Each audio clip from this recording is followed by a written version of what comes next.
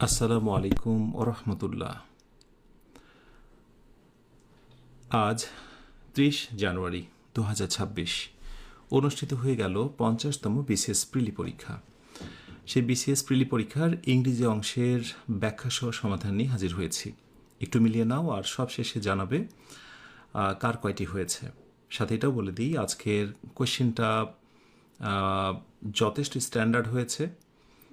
এই ধারাটি যদি বহাল থাকে তাহলে ধারণা করা যায় যে মান নিয়ে কোনো দ্বন্দ্ব থাকবে না। ওয়েল, আমরা একটু সমাধানে ফিরে যাই। ওকে, এই হচ্ছে ফার্স্ট স্লাইড। তো ফার্স্ট স্লাইডে আমি কিছু ডিরেকশন দিই, সেটি হলো যারা পরীক্ষা দিয়েছো তারা তো মিলিয়ে নেবে। এটা সেট কোড 2 অনুযায়ী। আমি সিরিয়াল নাম্বারগুলো প্রশ্নের সিরিয়াল দিইনি, আমি আমার মতো করে 1 2 3 4 এইভাবে দিয়েছি, তোমরা একটু জাস্ট মিলিয়ে নিও। আর যারা পরীক্ষা দাওনি বাট ইন ফিউচারে দেবে তারা নিজেরা আনসারগুলো একটু মডেল টেস্টের মতো করে নিজেরা দেবে। হ্যাঁ, নিজেরা একটু অনুধাবন করবে। ওই জন্য আমি একটা স্লাইডে 3টা 4টা করে কোয়েশ্চেন রাখবো, এবং কোন আনসারটা হয়েছে একটু তোমরা চাইলে নোট করে নিতে পারো। এবং 50তম বিসিএস পরীক্ষা দেওয়ার আগেই হতে পারে তুমি ধারণা নিতে পারো তোমার সময়ের পরীক্ষাটা তুমি কেমন দেবে, রাইট? সো এখান থেকে একটা রিফ্লেকশন পাবে তুমি। ওকে, সো প্রথম যে কোয়েশ্চেনটা, Helen said I took the laptop home with me. The indirect form is, ফার্স্টে আমরা রাইট আনসারটা নিয়ে নিই। বি নাম্বারটা, Helen said that she had taken the laptop home with her. Helen বলেছিল যে ল্যাপটপটা তার সাথে নেওয়া, মানে হেলেন বলেছিল যে আমি ল্যাপটপটা আমার সাথে নিয়েছিলাম। আচ্ছা, তো নর্মালি সেট থাকলে সেডই হয়, সেট থাকলে এখানে সেডই হয়, ঠিক আছে। আর যেটা হয় যে একটা বাক্য মানে তো ইনভার্টেড কমা, সেই ইনভার্টেড কমা তুলে বেসিক্যালি একটা দ্যাট দিতে হয়, কনজাংশন। আর ফার্স্ট পার্সন সাবজেক্ট হেলেনাকে ফলো করবে, সেই জন্য শি হলো। আর আমরা জানি পাস্ট ইনডিফিনিট টেন্স হলে সেখানে হ্যাড টেকেন হয়। ওকে, আর এরপরে হচ্ছে দ্য ল্যাপটপ হোম উইথ, বাকি অংশ যা আছে তাই, with me first person follow করবে হেলেনাকে, সেই জন্য কিন্তু এখানে হার হয়েছে। সরি, এখানে হার হয়েছে। হেলেনাকে ফলো করবে সেই জন্য এখানে হার হয়েছে। সব দিক থেকে রাইট উত্তর হচ্ছে বি নাম্বারটা, ঠিক আছে। ওকে, নাম্বার 2তে আসি। It is no good falling in love at first sight. Okay, এই রুলটা আমি গতকালকে প্রশ্ন সমাধানের সময় করিয়েছিলাম। 1000 প্রশ্ন সমাধানের আয়োজনে আমি বলেছিলাম কমন আসবে, আসতে শুরু করেছে, তার প্রমাণ তোমরা এটা। আচ্ছা, it's no good falling in love at first sight বলছে প্রথম দেখায় প্রেমে পড়াটা খুব বেশি ভালো নয়। So no good, no use, এগুলোর পর পরবর্তী ভার্বের সঙ্গে যখন আইএনজি হয়ে যায় সেইটার নাম হয়ে যায় জেরান্ড। সেটার নাম কি হয়ে যায়? জেরান্ড হয়ে যায়। So no good, no use, পরবর্তী ভার্বের সঙ্গে আইএনজি, তার নাম হচ্ছে জেরান্ড। আর জেরান্ড মানে হচ্ছে নাউন। ওকে, নাম্বার 3তে আসো। In which of this poem did Matthew Arnold expresses a pessimistic worldview, reflecting on a world full of conflicts and lacking in joy, evincing an implicit criticism of Victorian era's aggressive spirit? মানে বিষয়টা হলো এরকম যে Matthew আর্নল্ডের কোন কবিতা, এখানে কবিতা অনেকগুলো আছে, কোন কবিতায় বিশেষ করে এই বিষয়গুলো উনি ফুটিয়ে তুলেছেন, এই বিশেষ করে পেসিমিজম, হতাশার ব্যাপারগুলো ফুটিয়ে তুলেছেন। তো এখানে বলা দরকার ম্যাথিউ আর্নল্ড বেসিকলি উনি ভিক্টোরিয়ান যুগের একজন কবি। আর হচ্ছে ভিক্টোরিয়ান যুগে এই যে বিজ্ঞান ধর্মের সংঘাতের ফলে মানুষের মনে যে বিশ্বাসহীনতা এবং হতাশা, পেসিমিজম তৈরি হয়েছিল, তা মূলত এই হচ্ছে ডোভার বিচ কবিতায় ফুটে ওঠে। ডোভার বিচ কবিতায় ফুটে ওঠে, ঠিক আছে। ওকে, এবং এই ডোভার বিচ কবিতাটাকে কিন্তু আরেকটু শর্টকাটে আমরা একটু ছোট নোট করতে পারি। এটা কিন্তু এলিজিক পোয়েমও বলা হয়, এলিজিক পোয়েমও বলা হয়, মানে শোকগাথা। হ্যাঁ, যেখানে লস অফ ফেইথ, বিশ্বাসের মৃত্যু ঘটেছিল। লস অফ ফেইথ, আচ্ছা, এলইজি না, ELE জি, তারপরে হচ্ছে LEGASI, তাই না? GASI, জিআই, স্যার জিআইএসি, এলিজিক পোয়েম, ঠিক আছে। ওকে, সো কোনো সময় এটা প্রশ্ন হতে পারে। আর এইটাতে, এই কবিতায় যেটার মৃত্যু ঘটেছিল সেটা হচ্ছে লস অফ ফেইথ। সো এটা দিয়ে রাখি, লস অফ ফেইথ, ঠিক আছে, বিশ্বাসের মৃত্যু ঘটেছিল, লস অফ ফেইথ। আচ্ছা, কোন বানানটি সঠিক? অবশ্যই ডি নাম্বারটা, গ্যাজেট। সরকারি ঘোষণাপত্রগুলোকে গ্যাজেট বলা হয়, এই বানানটা সঠিক আছে। বারবারই যে ধরনের বানানগুলো আসে সেখান থেকে বলবো যে একটু আলাদা ধরনের বানান এসেছে, ওই রেনেসান্স, লেফটেন্যান্ট, এই কনসাসনেস এরকম টাইপের বানানগুলো আসে সেখান থেকে একটু আলাদা দিয়েছে, এবং আমি বিশ্বাস করি অনেকে এই জায়গাটা হোঁচট খেয়েছে। খুবই কনফিউজিং একটা বানান গ্যাজেট। ওকে, নেক্সট স্লাইড। ওকে, এই স্লাইডে দেখব আমরা 5 থেকে 9 পর্যন্ত। 5 number question, candidates are required to get, right আনসারটা নিয়ে নিই ফার্স্টে, to the centre before 9 AM। আচ্ছা, রাইট আনসারটা ফার্স্টে রেড করে দিই। অর্থাৎ প্রার্থীদের সকাল 9টার আগেই কেন্দ্রে পৌঁছাতে হবে। সো গেট টু, নির্দিষ্ট সময় কোথাও পৌঁছানো। এই গেট টু এর একেবারে একটা সিনোনিমাস শব্দ হচ্ছে অ্যারাইভ অ্যাট, এটা মনে রেখো। যদি এমন হতো যে গেট না থেকে সেখানে অ্যারাইভ আছে, তাহলে কিন্তু আবার অ্যাটও বসানো যেত। এনিওয়ে, গেটের সাথে আরও যেগুলো সম্পর্ক আছে, যেমন গেটের পরে অ্যাটও বসে, গেটের পরে ইনও বসে, একটু বলে দিই। গেট অ্যাট মানে হচ্ছে ধরো নাগালে পাওয়া কোনো কিছু ইঙ্গিত করা, আর গেট ইন মানে প্রবেশ করা। গেটের সাথে ইনটু বসে না। 6 নম্বরে আসো। The killing of albatross in the rime of the ancient mariner was indicative of. Rime of the ancient মেরিনারের এই অ্যালবাট্রোস পাখি মারার যে ঘটনাটি, সেটা মূলত কি জিনিসকে ইঙ্গিত করে? Right answer, the essential irrationality of man, অর্থাৎ একজন মানুষের অযৌক্তিক নিষ্ঠুরতা এখানে ফুটে ওঠে। এই গল্পে আমরা দেখেছি, বিশেষ করে এটা the rime of the ancient mariner, এটা তো তোমরা জানোই, এসটি কোলরিজের লেখা, খুবই গুরুত্বপূর্ণ রাইম। এখানে আমরা দেখতে পাই যে এসটি কোলরিজের এই বিখ্যাত কবিতায় নাবিক কোনো কারণ ছাড়াই অ্যালবাট্রোস পাখিকে হত্যা করে। আর এই কাজটি ছিল মূলত মানুষের স্বভাবজাত অযৌক্তিক নিষ্ঠুরতা। ভাবতে পারা যায় একজন মানুষের স্বভাবজাতই কিন্তু অযৌক্তিক কিছু নিষ্ঠুরতা আছে। সে শুধুই খামখেয়ালি বসে এই রকম প্রকৃতির বিরুদ্ধে গিয়েছিল। আর পাখিটি মারা যাওয়ার পর আমরা তো জানি নাবিকের গলায় সেটিকে ঝুলিয়ে দেওয়া হয়েছিল, এবং সে একসময় নিজেকে অপরাধী ভেবেছিল। আর বিখ্যাত উক্তির কথা নিশ্চয়ই মনে আছে, water water everywhere, not any drop to drink, খুব important. 7 number, which of these works contain a defence of the right of freedom of speech and expression? নিচের কোন ওয়ার্কটি বা কর্মের মধ্যে আমরা বিশেষ করে কথা বলার স্বাধীনতা বা এক্সপ্রেশনসের একটা প্রতিবাদ খুঁজে পাই? সেটা কোনটা? Yes, the right answer is Areopagitica. Areopagitica John মিল্টনের একটা প্রোজ, এটা হচ্ছে গদ্য। হ্যাঁ, সামটাইমস আসতে পারে বাই জন, লিখে রাখি আমরা জন মিল্টন। জন মিল্টনের এটা হচ্ছে একটা প্রোজ, হ্যাঁ, PROS প্রোজ। সো এই হচ্ছে অ্যারিওপ্যাজিটিকা। বেসিকলি হয় যে এই জন মিল্টন তৎকালীন সময় ইংল্যান্ডের কথা, তৎকালীন সময় ইংল্যান্ডে বই প্রকাশের ক্ষেত্রে লাইসেন্স এবং অনুমতি লাগতো, যেটাকে আমরা বলি সেন্সরশিপ। তো চাইলে সেন্সরশিপ পাওয়া যেত না, এটা নিয়ে তার ভিতরে একটা তীব্র ক্ষোভ ছিল। মিল্টনের এই বেসিকলি এই তীব্র বিরোধিতা আর এই বাক স্বাধীনতা বা মুদ্রণের যে স্বাধীনতার পক্ষে জ্বালাময়ী প্রবন্ধ, সেটাই হচ্ছে এই অ্যারিওপ্যাজিটিকা। ওকে, এটাই। আর মিল্টনের গুরুত্বপূর্ণ একটা মহাকাব্য কি মনে আছে? Paris lost. 8 নম্বরে আসি। Which novel chronicles intense destructive love fuelling multi generational cruelty and obsession? The right answer ফার্স্টে নিয়ে নিই আমরা উইদারিং হাইটস। রাইট আনসার নিয়ে নাও উইদারিং হাইটস। সো এটা হচ্ছে একটি উপন্যাস। এই উপন্যাসটা অনেক সময় প্রশ্ন আসতে পারে, who's the writer? So Emily Bronte, লিখে নিতে পারো এমিলি ব্রন্টি, BRONTE, ব্রন্টি। এর লেখা একটা উপন্যাস। এতে বিশেষ করে দুইটা ক্যারেক্টারের কথা আসবে, একটা হচ্ছে হিথক্লিফ এবং হচ্ছে ক্যাথরিন। এদের মধ্যে যে ধ্বংসাত্মক প্রেমের কথা এসেছে, ডিস্ট্রাকটিভ লাভের যে ব্যাপারটা এসেছে এই গল্পের মধ্যে দিয়ে, প্রেমে ব্যর্থ হয়ে হিথক্লিফ কিভাবে প্রতিশোধ পরায়ণ হয়ে ওঠে এবং প্রজন্মের পর প্রজন্ম ধরেই সে জিঘাংসা চালিয়ে যায়, এটাই হচ্ছে এই উপন্যাসের মূল ঘটনা। ওকে, এবং আরেকটি তথ্য, এমিলি ব্রন্টির আরও বোন ছিল দুইটা, শার্লট ব্রন্টি এবং হচ্ছে অ্যান ব্রন্টি। তো শার্লট ব্রন্টি আর হচ্ছে অ্যান ব্রন্টি আর হচ্ছে এমিলি ব্রন্টি, এই তিনজনকে আবার একসাথে ডাকা হয় ব্রন্টি সিস্টার্স নামে।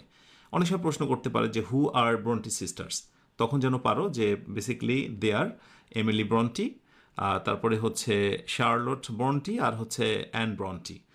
9 নম্বরে আসো, which of this is not the characteristics of English romantic poetry. অর্থাৎ রোমান্টিক পোয়েট্রির আসলে কোন বৈশিষ্ট্যটি এখানে নেই, কোনটা বৈশিষ্ট্য নেই। বেসিক্যালি রোমান্টিক যে যুগটা, উইলিয়াম ওয়ার্ডসওয়ার্থ, কোলরিজ, কিটস এসেছিল বেসিক্যালি মানুষের সাধারণ কথাগুলো বলার জন্য সাধারণ ভাষায়, যেখানে সাধারণ মানুষের জন্য একেবারে প্রতিদিনের ব্যবহৃত ভাষাগুলো ব্যবহার হতো।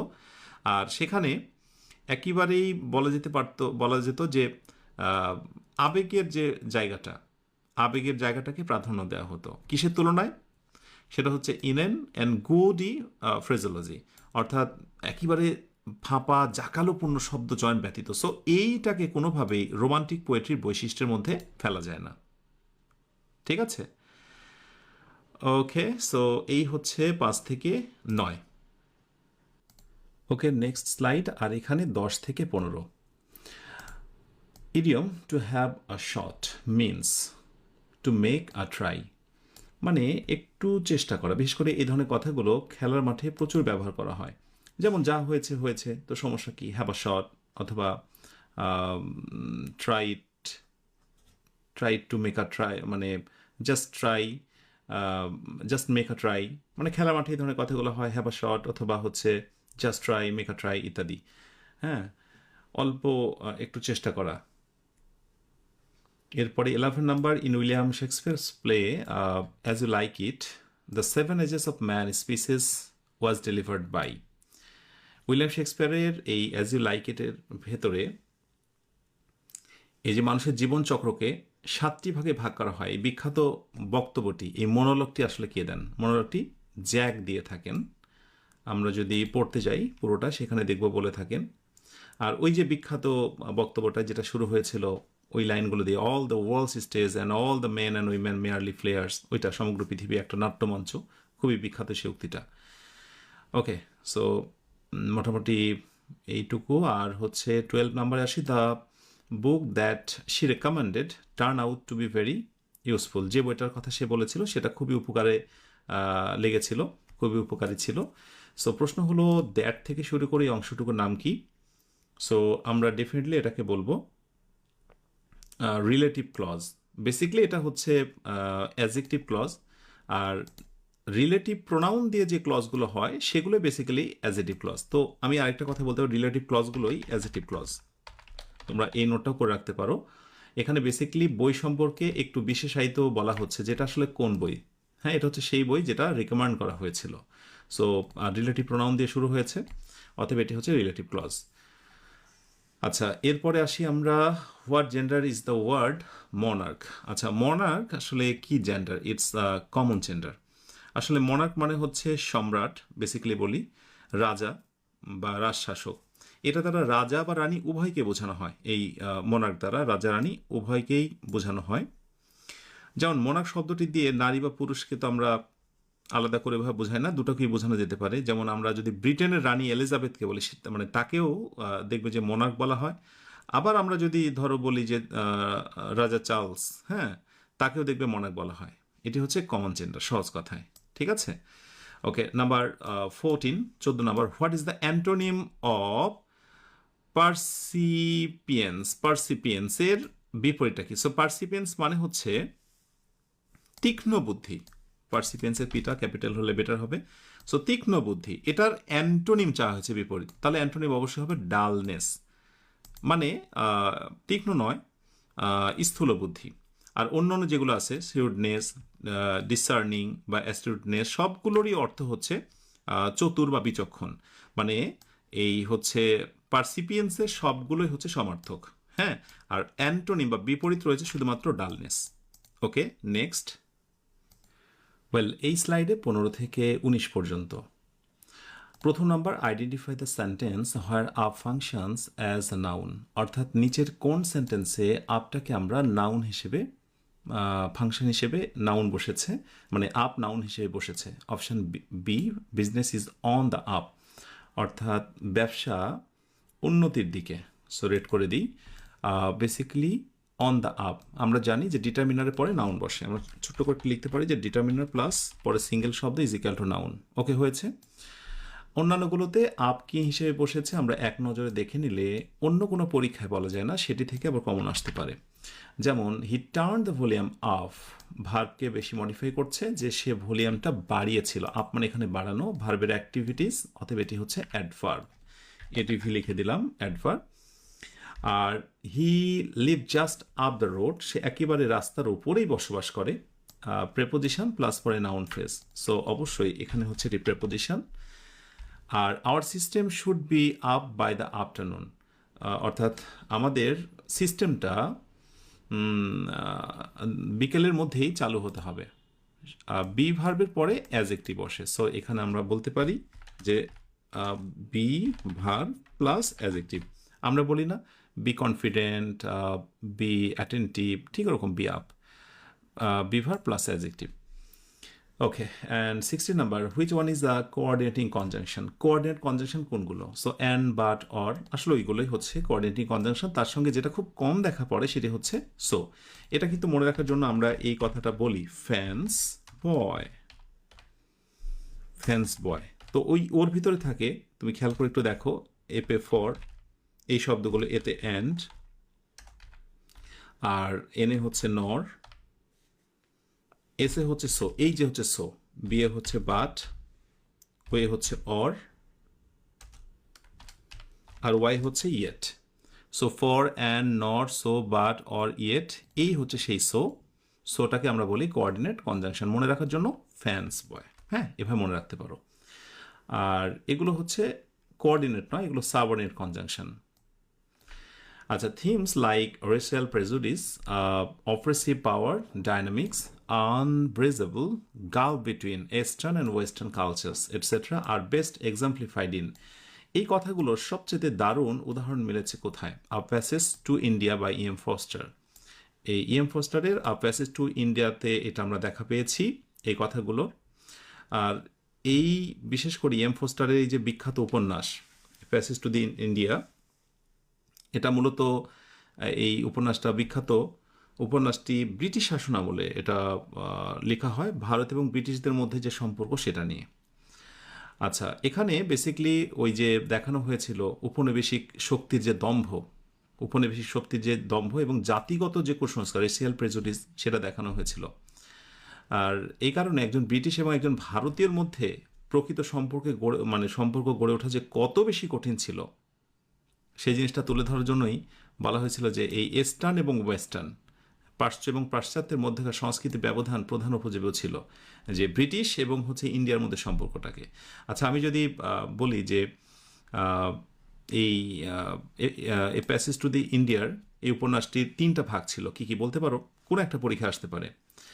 মস্ক, কেভস অ্যান্ড টেম্পল। আচ্ছা, আমি যদি বলি যে এই প্যাসেজ টু দি ইন্ডিয়ার মূল চরিত্র কি বলতে পারো? কোনো এক সময় আসতে পারে, দুটো করে অপশন দিয়ে দিল। সো প্যাসেজ টু দি ইন্ডিয়ার মূল চরিত্র হচ্ছে ডক্টর আজিজ এবং মিস্টার ফিল্ডিং। এগুলোও জানতে হবে কারণ পরীক্ষায় কিন্তু এভাবে আসছে। 18 নম্বরে আসি, a very large building in which aircraft are housed in is called, অর্থাৎ যে বিল্ডিংয়ের ভেতরে, বড়সড় একটা বিল্ডিংয়ের ভিতরে একটা উড়োজাহাজ রাখা হয় মেরামতের জন্য, বিশেষ করে মেরামতের জন্য, তাকে কি বলা হয়? তাকে বলা হয় হ্যাঙ্গার। হ্যাঙ্গার হচ্ছে উড়োজাহাজের ক্ষেত্রে, মনে রাখবে।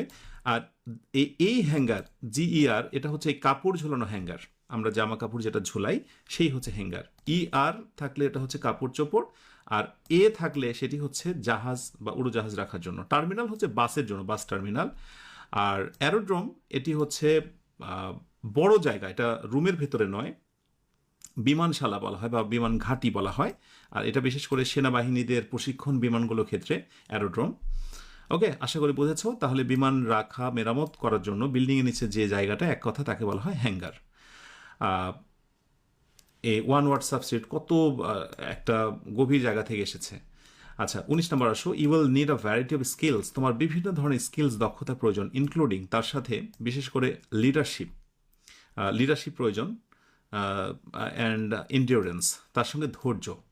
এই বাক্যতে ইনক্লুডিংটাকে আমরা কি বলতে পারি? So including it's really it's really preposition. অনেকে হয়তো বা এটাকে পার্টিসিপল বলে ফেলবে, বাট বলে দিই এটাকে বলা হয় পার্টিসিপল প্রেপোজিশন, কিন্তু সরাসরি পার্টিসিপল নয়। এবং ইংরেজিতে কয়েকটা প্রেপোজিশন তোমরা একটু নোট করে রাখো, এগুলো ঘুরে ফিরে বারবার আসে। ইনক্লুডিং, ইনক্লুডিং তো আছে, আমি ওই ইনক্লুডিং আচ্ছা দিয়ে দিই, ইনক্লুডিং বারবার এগুলো জিজ্ঞাসা করা হয়। রিগার্ডিং, রিগার্ডিং, এবং যারা প্রশ্ন সলভ করেছো বিভিন্ন সময় দেখবে যে এগুলো কিন্তু বারবার আসে। কনসার্নিং, কনসার্নিং এবং following, they are called participle prepositions. Including, regarding, concerning and following, এগুলোকে কখনো পার্টিসিপল বলতে যাবে না, দে আর কল্ড প্রেপোজিশন, এবং এগুলোর নাম হচ্ছে পার্টিসিপল প্রেপোজিশন। ওকে, সো এরপরে স্লাইডে আসি। ওকে, এই স্লাইডে 20 থেকে 23 পর্যন্ত চারটা। প্রথমটা হচ্ছে synonym of the word, synonym of the word crepuscular. Crepuscular এটার সমার্থক শব্দ কোনটি? ফার্স্টে রাইট আনসারটা বলে দিই, টুইলিট, ইটস আ সমর্থক আনসার। সো এখন আমরা বলি ক্রেপাস্কুলার মানে হচ্ছে আবসা, স্পষ্ট দেখা যায় না। টুইলিটটাও হচ্ছে ওই যে গোধূলি, গোধূলির সময় সব কিছু দেখা যায় না, অস্পষ্ট, এই অর্থে এটা খুব কাছাকাছি। আর বাকিগুলো তো নকচার্নাল, নিশাচল, নিশাচর। আর তারপর হচ্ছে ডায়নাল, এটা হচ্ছে দৈনিক বা একদিনের সমান এরকম। আর এই ওয়ার্ডটা মনে হয় কোনো মিসিং হতে পারে হয়তো বা। Okay, number 21, let me not to the marriage of two minds admit impediments. Love is not love, which alter when it is alteration finds. Line taken from a sonnet by. অর্থাৎ এই লাইনগুলো এটা sonnet থেকে নেওয়া হয়েছে, সেই সনেটটা রচয়িতাকে। So right answer is William Shakespeare. William শেক্সপিয়ারের এটা হচ্ছে সনেট, লিখে নিতে হবে। সনেট নং হচ্ছে, সনেটের নামই হচ্ছে সনেট 116, কোনো এক সময় আসতে পারে 116, এখান থেকে নেওয়া হয়েছে। প্রকৃত যে ভালোবাসা, ট্রু লাভ, মূলত এই সনেটের ভিতরে ফুটে উঠেছে। আর এইখানে উইলিয়াম শেক্সপিয়ার মানে শেক্সপিয়ার তুলে ধরেছেন যে প্রকৃত ভালোবাসা কখনো আসলে বদলায় না, পরিস্থিতি যাই হোক না কেন, এটা ধ্রুব তারার মতো জল জল করে জ্বলতে থাকে। এরপর 22 number, the saying every cloud has its silver linings, অর্থাৎ প্রতিটি মেঘের কোলেই রোদ হাসে। সো ইট মিনস, এই পুরো প্রভার দ্বারা কাকে বোঝানো হয়েছে? Every difficulty situation has a more hopeful aspect though not apparent at the beginning. প্রতিটা প্রতিকূল পরিস্থিতির পেছনে, নেপথ্যেই ভালো কিছু আশার জিনিস লুকিয়ে থাকে, যদিও আমরা প্রথমে সেটা দৃশ্যত বুঝতে পারি না। 23 number, the identify the correct spelling, সঠিক ইনকারেক্ট স্পেলিং, ভুল বানানটা বেছে বের করো। সো ভুল বানানটা হচ্ছে ডিলিটেড, এইটা হচ্ছে ভুল বানান। আর বাকি সবগুলো ঠিক আছে। হোম নেম, অ্যাকুবেশন সব ঠিক আছে, শুধু এটি হচ্ছে ভুল। ও আচ্ছা, আমরা এটা সঠিক বানানটাও দিতে পারি। সঠিক বানানটা হচ্ছে DILLETTANTE,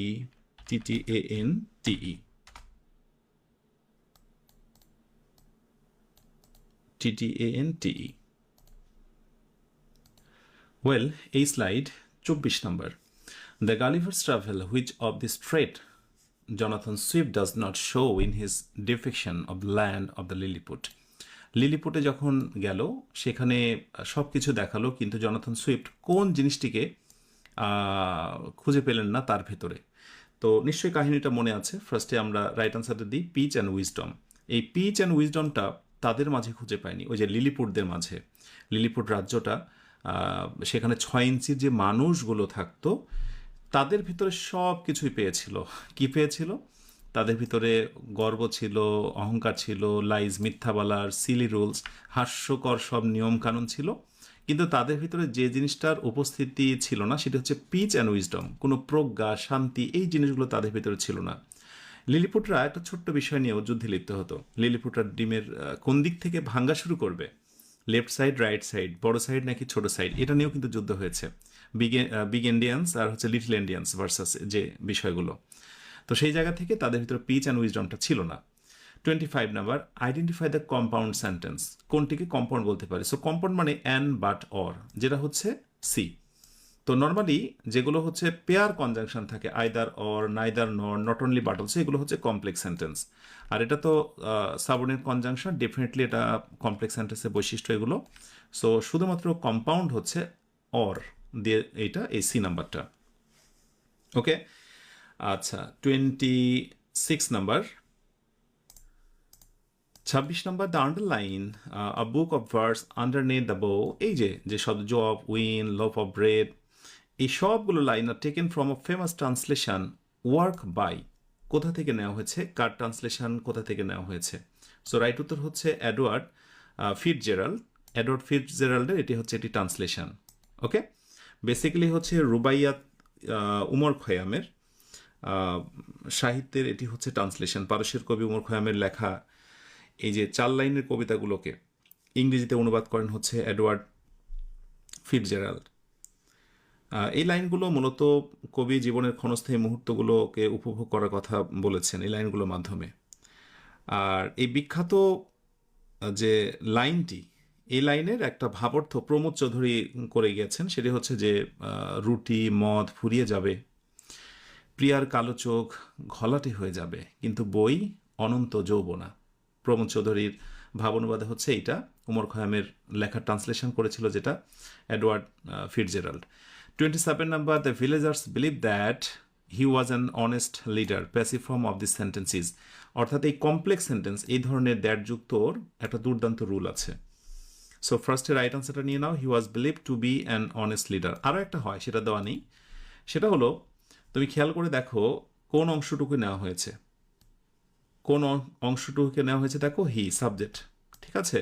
এটা যেহেতু পাস্ট টেন্স, এই জন্য ওয়াজ বিলিভড। এই জায়গাটায় টু বি এর একটা স্পেশাল ব্যবহার আছে, to be an honest leader. একটু দেখো শুধু কি থেকে কি হয়েছে। আর বাই দ্য ভিলেজার্স এটা ব্যবহার হয় না। যেই সব প্যাসিভে স্পেসিফিকভাবে বোঝা যায় যে ঘটনাটি কে ঘটাচ্ছেন, সাবজেক্টটা খুব স্পেসিফিক হয়, সেগুলোতে প্যাসিভ হয় যে বাই সাবজেক্ট দিতে হয় না। এখন এটাকে আমরা আরেকভাবে করতে পারতাম, যেটা নেই। It was believed that, it was believed that, বাকি যা আছে তাই, এভাবে করা যেতে পারতো। It was believe that he was an honest leader, এভাবে করা যেতে পারে। এটা একটু বেশি স্মার্ট। আচ্ছা, next slide and last slide. Well, 28 number, 28 থেকে 31, এবং অবশেষে প্রত্যেকে জানাবে 31টা ইংরেজি প্রশ্নের ভিতরে। আমার কাছে তো 31টাই হলো, কম বেশি হলো কিনা, যাই হোক 31টা প্রশ্ন যে সমাধান দিলাম, যারা পরীক্ষা দিয়েছো প্রত্যেকে জানাবে কার কয়টি হয়েছে। আর যারা পরীক্ষা দাওনি বাট আমার সঙ্গে মডেল টেস্টের মতো করে দিলে ভবিষ্যতে পরীক্ষা ফেস করবে, তারাও একটু জানাবে মডেল টেস্টের এই জায়গাটা তুমি কয়টা দিয়েছো। সাথে এটাও বলে দিই, মোটামুটি স্মরণকালের সবচেয়ে কঠিন পরীক্ষাগুলোর ভিতরে ইটস ওয়ান অফ দেম। সবচেয়ে কঠিন পরীক্ষার ভিতরে এটি একটি, এবং এটার আশা করি সবাই মেনে নেবে যারা স্টাডি করে বা যারা গবেষণা করে, যে সবচেয়ে স্ট্যান্ডার্ডও বলবো না, আপার দেন স্ট্যান্ডার্ড, এইরকম একটা পরীক্ষা হয়েছে, এটুকুই বলার। ওকে, 28 নাম্বারে আসো, which functions as both transitive and intransitive verb. মানে নিচের কোনটিকে আমরা ট্রানজিটিভ এবং ইনট্রানজিটিভ উভয় হিসেবে ব্যবহার করতে পারি। প্রথম কথা বলি যে তোমার স্লিপ, এটা ইনট্রানজিটিভ, মানে স্লিপের পরে ফুল স্টপ দিলে বাক্যটা কমপ্লিট হয়ে যায়, আইএনটিভি। এবং নিশ্চয়ই তোমরা জানো যে ইনট্রানজিটিভ ভার্বকে কিন্তু কমপ্লিট ভার্বও বলা হয়। সো এখানে যতগুলো ভার্ব সবগুলো ইনট্রানজিটিভ এবং সবগুলো কমপ্লিট, মানে এগুলোর পরে আর কিচ্ছু বসানোর দরকার নেই। কিন্তু ব্রেক হচ্ছে এমন একটা ভার্ব, এই ব্রেক দিয়ে এটাকে তুমি ট্রানজিটিভও করতে পারবে, ইনট্রানজিটিভও করতে পারবে। আমার মনে হয় যে এইটা একটু নোট হিসেবে দেওয়া খুব জরুরি, না হলে এই ধরনের প্রশ্ন সমাধান দেখে লাভটা কি। যেমন ধরো বললাম আই ব্রোক, BROKE, হ্যাঁ, আই ব্রোক দ্য গ্লাস, এ একটা বাক্য। আর একটাতে বললাম the glass, BROKE, broke, BRO হবে, BRO, হ্যাঁ। সো এই নোটটা খেয়াল করো, নোটও বলা যেতে পারে, টেস্টও বলা যেতে পারে। I broke the glass, so verb হিসেবে ব্যবহার হয়েছে, ব্রেক থেকে ব্রোক পাস্ট টেন্স, এবং এরপরে অবজেক্ট, সো অবশ্যই এটি তখন হয়ে গেল ট্রানজিটিভ। আবার দ্য গ্লাস ব্রোক, গ্লাসটি ভেঙে গিয়েছিল, এটার পরে ফুল স্টপ আর কিচ্ছু নেই, অতএব এটা হলো ইনট্রানজিটিভ। তার মানে ট্রানজিটিভ এবং ইনট্রানজিটিভ হিসেবে উভয় হিসেবে ব্যবহার হতে পারে break. 29 number, which place filled with nonsensical conversations, meaningless dialogues, and characters who often become forgetful. Okay? So কোনটায় ব্যবহৃত হয়েছে, যেটাকে আমরা অন্য কথায় বলতে পারি অ্যাবসার্ড ড্রামা।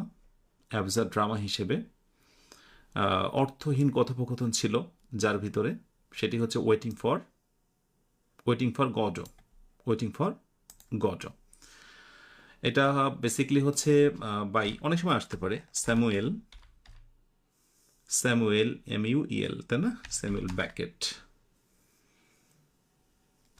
BECKETT bracket. অনেক সময় আসতে পারে যে waiting for Godot who is the writer of this. So তখন ড্রামা তখন আসতে পারে স্যামুয়েল ব্যাকেট। এটা তোমাদের পারতে হবে, ঠিক আছে। এটাকে আবার অ্যাবসার্ড ড্রামা বলা হয়, অ্যাবসার্ড ড্রামা, ঠিক আছে। মূলত এখানে কিছু কথাবার্তার ভিতরে অর্থহীন ব্যাপার চলে আসে। আর এখানে বিশেষ করে দুইটা ক্যারেক্টার তোমরা পাবে, একটা হচ্ছে ভ্লাদিমির এবং আরেকটা হচ্ছে অ্যাস্ট্রাগন। এমন একজনের জন্য অপেক্ষা করে, সে হচ্ছে গডো, যে কখনোই আসলে আসে না। এমন একজনের জন্য অপেক্ষা করে, সে আসলে ওয়েটিং ফর গডো, তা সে কখনোই আসলে ফিরে আসে না। তাদের এই কথোপকথনটা বেসিক্যালি অর্থহীন, তারা ভুলে যায় কেন অপেক্ষা করছে, যা মানুষের অস্তিত্বের আসলে এই নিরর্থক বিষয়গুলো ফুটিয়ে তোলে। এই ব্যাপারগুলো, মিনিংলেস ডায়ালগুলো ফুটে ওঠে, সেটাই হচ্ছে waiting for Godot by Samuel Beckett. And 30 number, an element requires in a paragraph for smooth flow of ideas is called. অর্থাৎ একটা প্যারাগ্রাফ লেখার সময় স্মুথ ফ্লো থাকবে, একটি বাক্যের পর আরেকটি বাক্য সুন্দরভাবে বসাতে পারবো কিসের মাধ্যমে, ট্রানজিশন সেন্টেন্স। এখন এই ট্রানজিশন সেন্টেন্স মানে কি, আমি যদি বলি যে ট্রানজিশন মানে হচ্ছে অবাক হওয়ার কিছু নেই, আমরা যে কানেক্টরগুলো ইউজ করি, সো যেমন হচ্ছে হাউএভার, মোরওভার, এই যে এই টাইপের যে আমরা বিভিন্ন লিঙ্কারগুলো ইউজ করি, হাউএভার, মোরওভার, হ্যাঁ, ইত্যাদি, এই জাতীয় ব্যবহার করি, সেটি হচ্ছে ট্রানজিশন সেন্টেন্সের বৈশিষ্ট্য। আর টপিক তো জানি, প্রথম বাক্যটাকে সাপোর্টিং সেন্টেন্স, যেটা টপিককে এনলার্জ করার জন্য 4-5টা বাক্য বসে, আর কনক্লুডিং সেন্টেন্স মানে শেষেরটা। আর ট্রানজিশন সেন্টেন্স হচ্ছে ওই যে লিঙ্ক আপ করাটা, however, moreover, for this reason, then, এইসব। 31st and last number, poetry is the spontaneous overflow of powerful feeling. Literature পড়েছে তাদের এটা জানা আছে। It takes its origin from the emotion recollected and tranquility is a statement ascribed to. আসলে এটা basically অর্পিত হয়, যার ক্রেডিটে যায়, যার সৃষ্টিতে ধরা পড়ে এই বিশেষ সংজ্ঞাটি পোয়েট্রি, সেটা হচ্ছে উইলিয়াম ওয়ার্ডসওয়ার্থের কবিতাগুলোতে, এবং তার বাস্তব প্রমাণ হচ্ছে preface to lyrical ballad. Romantic যুগে যাকে পুরোধা বলা হয়, উইলিয়াম ওয়ার্ডসওয়ার্থকে রোমান্টিক যুগের পুরোধা। তার এই কবিতার ক্ষেত্রে বিশেষ করে ইনি এই সংজ্ঞাটির প্রচলন করেন।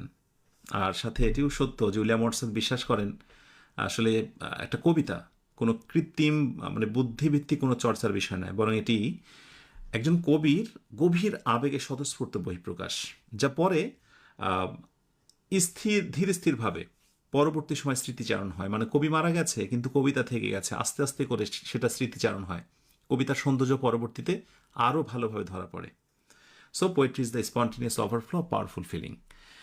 ওয়েল, এই হচ্ছে রাইট আনসার। ঝটপট করে জানাতে হবে ইচ অ্যান্ড এভরি ওয়ান কমেন্টে, যারা পরীক্ষা ফেস করেছিল পরীক্ষা কেমন হয়েছে, আর যারা পরীক্ষা দাওনি তাদের কি অনুভূতি, আর যারা মডেল টেস্ট হিসেবে পরীক্ষায় বা আমার ক্লাসে ছিলে কেমন দিয়েছ একটু জানাও। ছিলাম 50তম BCS প্রিলি ইংরেজি অংশে সমাধান নিয়ে।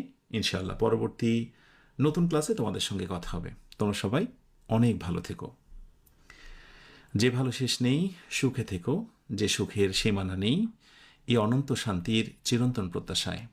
আল্লাহ হাফেজ। আসসালামু আলাইকুম ওয়া রাহমাতুল্লাহ।